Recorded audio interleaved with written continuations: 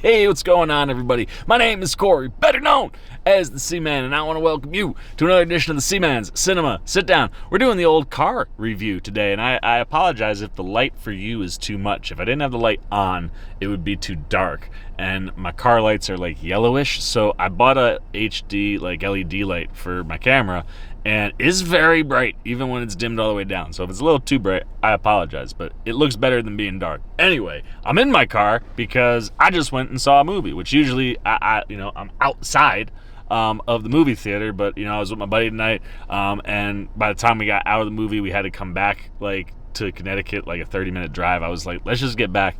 So I just dropped him home. Now I'm sitting in my car and I'm like, yo, I gotta talk about this movie that we just went and saw. It comes out tomorrow, but AMC had an investor screening today, which was perfect because I have a super busy day tomorrow.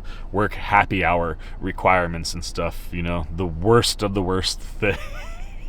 But anyway, I was super glad to get this one in tonight because I was looking forward to this the minute it was announced. You don't have to tell this guy more than one time that if Nic Cage is playing Dracula, that's a movie worth seeing. What are we talking about? Why don't you pull up a chair, take a seat? We are getting ready to dive in spoiler-free and kind of fresh out the theater into Renfield. And I'm going to start at the top with our director here, Mr. Chris McKay. I'm a big Chris McKay guy. I love those Lego movies. The Tomorrow War was kind of a cool, fun action movie. Like, not necessarily the best of the best, but when it came to the shock value stuff, like, that movie, worked on a lot of levels for a sci-fi action flick. So getting to see McKay kind of combine his knowledge of both comedy and action. There was more action in this movie than I was anticipating. I think McKay creates a nice little movie. And look, it's not perfect. I think there's some pacing problems. The movie feels a little bit longer than it actually is and kind of drags a little bit early in the second act. But if you're coming to this movie to see an outrageous Dracula movie where Nic Cage is playing Dracula and Nicholas Hoult is playing Renfield, who is, of course, Dracula's familiar, and you're anticipating an outrageous movie with lots of blood and gore and just some really outrageous humor, it's exactly what you get. And while, the story is a little clunky, it kind of mixes the idea, and the writer here is Ryan Ridley, but it kind of mixes, the concept of, a rom-com, Nicholas Hoult and Awkwafina kind of have this rom-com story going on, while at the same time you're dealing with a Renfield Dracula story that's very bloody, very gory, very action-heavy, and it's a tight rope to balance, and it's not always perfect, but I would say more often than not, you are having a really good time during this movie. And I think that's the thing that McKay does best from behind the camera, is really setting up for the highs to be really, really big highs. I mean, the comedy here is laugh out loud funny. I was laughing, my theater was laughing, everybody was having a really good time. It's nice when you're in a theater, while it wasn't packed, in a theater full of people who were I'm coming to see Nicholas Cage play Dracula. And it was a lot of fun on that from that perspective, and I think McKay sets his people up to deliver the comedy when it needs to hit, to get the audience to engage and laugh and really enjoy itself. But the other thing that I love here is that McKay really dials up the vampire horror, blood and gore in this movie. And it's not so much that the movie is ever scary, but it's imagine if you took those concepts and applied it to John Wick type action. There is some really dope choreography here. I gotta give Hoult and Awkwafina props. Obviously there's some stunt doubles involved here, but you see them doing a lot of their own tight hand-to-hand choreography, and while it's not John Wick level, it definitely works for what they're going for. And the stage sequences, whether it's a Dracula thing or it's a Nicholas Hoult thing, and look, I'm gonna be straight up with you too, Nicholas Hoult carries this whole movie. I mean, this is his movie. He's Renfield. But his action is great. I really love the sequences that he gets. There are a lot of surprising, holy shit, I didn't see that coming moments, which is a lot of fun. And it's one of these things where, Hoult kind of walks this weird tightrope himself, where he's not necessarily someone, when you look at him, that you would expect these things. But playing into the lore of Dracula and knowing that, being his familiar, he gets a little bit of Dracula's power. To obtain that, he has to eat bugs. But it gives him powers to be really dope in the action sequences. And what they stage is pretty solid. Like I said, it's not necessarily John Wick level, but for a movie like this, I wasn't expecting any tight hand-to-hand choreography. And there are some nice moments where you just see people come into a building or like a group of people going somewhere, and you're like, oh man, that's a whole bunch of people that are about to die in an action sequence. And all of those are really fun. And when you throw in the cast with this one, I mean, this is a really fun movie. I gotta give Nicholas Hoult a ton of credit. I'm a big fan of his, and it's funny because the last time I saw him be this pale, he was in like this zombie rom-com kind of mashup, and he's got a lot of the same things going on here. At least in this movie, he can speak. But you know, it's one of these where you're living the story through Renfield's perspective. He actually does a lot of VO in the movie, which doesn't always work for me in films, but I thought it was valuable here as Renfield's kind of telling us his story. And they do some cool stuff to kind of catch you up on all the years. Like, this is like if you went to the Dracula, like Bram Stoker's Dracula, and you looked at like Keanu Reeves's Renfield, and you took that character and got him all the way to present day. That's kind of what you're getting from Nicholas Hoult. Like, this is a guy who's been here for a long time. He's been with Dracula for a long time, and every time Dracula has like a mood swing, you gotta move. And that's the kind of thing that I really enjoy with the humor here that Hoult gets to play into, is that this movie is a look at Renfield and Dracula's toxic relationship, and how, you know, very much like Dracula is a narcissist and Renfield is a codependent, and Renfield kind of goes to like meetings to help with that type of stuff, and he's kind of going through a midlife crisis just centuries into his life. And it's kind of fun to see those concepts played with today's world. Like, you take the Dracula stuff, you take the Renfield stuff, and you do it the way you would, but you put it in modern times, and all of a sudden you kind of end up with a story that, yeah, you know, like I said, at times can be a little clunky because you're kind of moving in a few different places, but ultimately it's interesting, and Renfield is an interesting character, and I think Hoult brings a sincerity to him that makes him really easy to root for and really easy to follow. And like I said, the surprising amounts of action really keep you engaged with Renfield, and he is a character that's super easy to like. And I think Hoult does a really good job with the action, which I thought was pretty cool, which we've seen obviously because he's got some experience being Beast in the X-Men movies. But obviously the other thing too is that he's great with the comedy, and he has a phenomenal comedic partner in Awkwafina.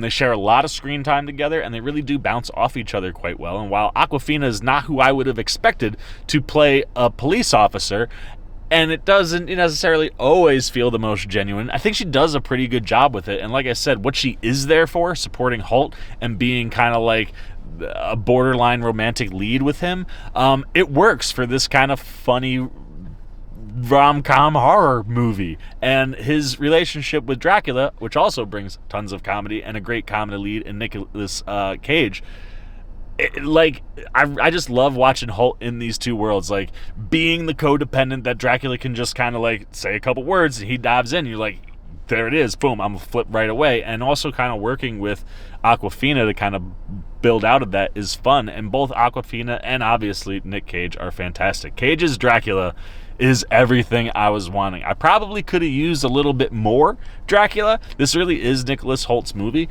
but what we get with Cage is outrageous and as absurd and as freaking awesome as you would expect. He has some wonderful Nic Cage moments, and there are some.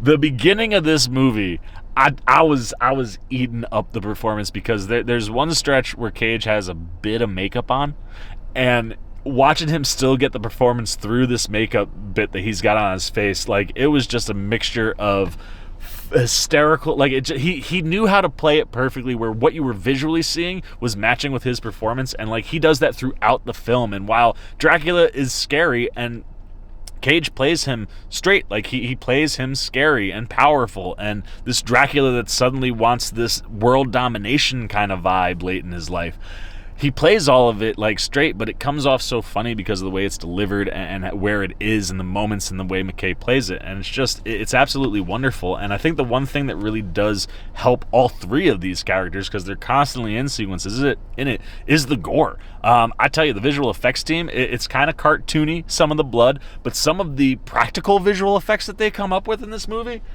like legit vampire horror stuff, which was really, really freaking cool. But as a trio, I really thought those three were great. You also get Ben Schwartz in here, and let's just be honest, he's another character that's cast that I wouldn't expect him. He's playing like a mobster's son.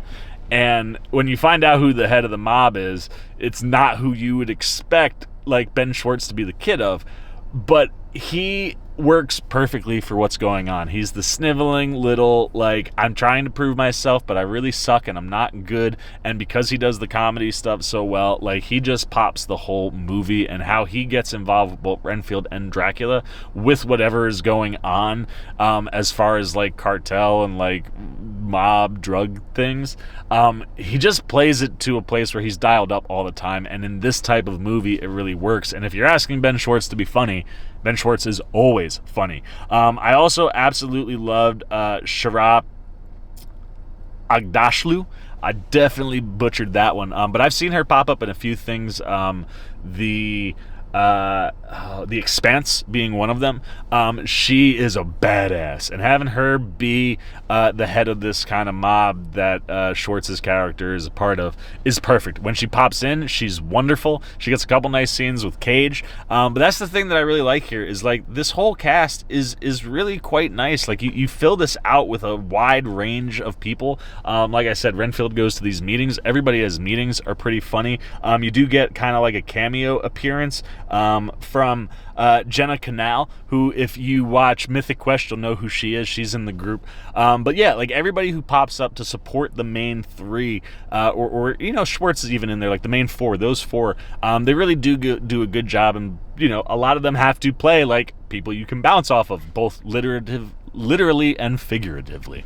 But I think the cast here is great. They really play into the comedy quite well, and while I wasn't expecting much action-wise from this group, the action really hits. So let's get the C-Maniacs up. I'm telling you, Renfield, while it's not a perfect movie, man, like the script definitely is clunky at times, and there's not everything seamlessly flows into each other as it kind of balances this horror rom-com type movie idea.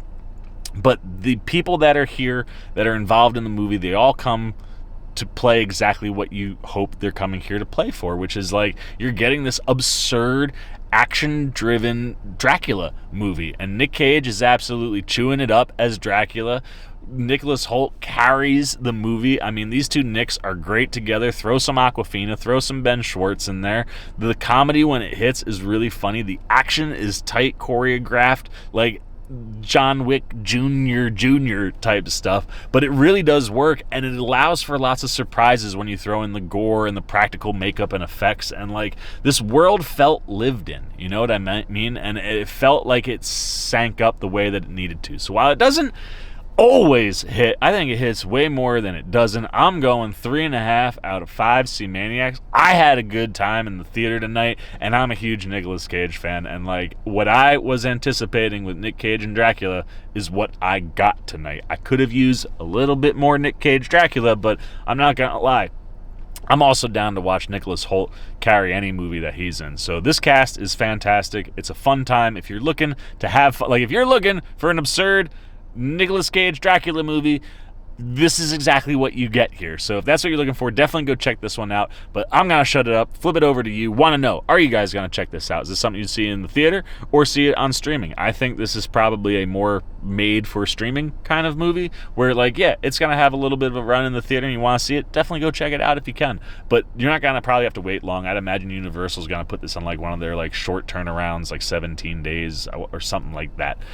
So this will be on streaming shortly, I'm sure. So if you're going to watch it on streaming in the theaters, want to know where you're going for that. Why are you pumped to go check this one out? What are you hoping for? Have we gotten you psyched? And if you have seen the movie, what worked, what didn't? Keep it spoiler free, but let me know if you were liking or not liking this one. Anything you got, good, bad, indifferent, on Renfield, down below in the comments section. I look forward to talking to you down there. As always, if you enjoyed this video, please give me a thumbs up. And if you're new, you want to come hang out with the C-Man anytime we're talking movies, TV, trailer reactions, you want to be here when we're, I don't know, man, the movies are just red hot. I got The Pope's Exorcist is this week. We got some other movies coming out. We're doing like little 1-minute things. You just want to see what's going on in the world of the C-Man. You want to show a little love and support. Well, hey, come join C-Maniac Nation. It's super easy. All you got to do, jump over there, hit the subscribe button, hit that little bell if you want those alerts. And until next time for the C-Mans, Cinema Sit Down. I've been the C-Man. I'm signing off. Peace. Okay, now Let's stop.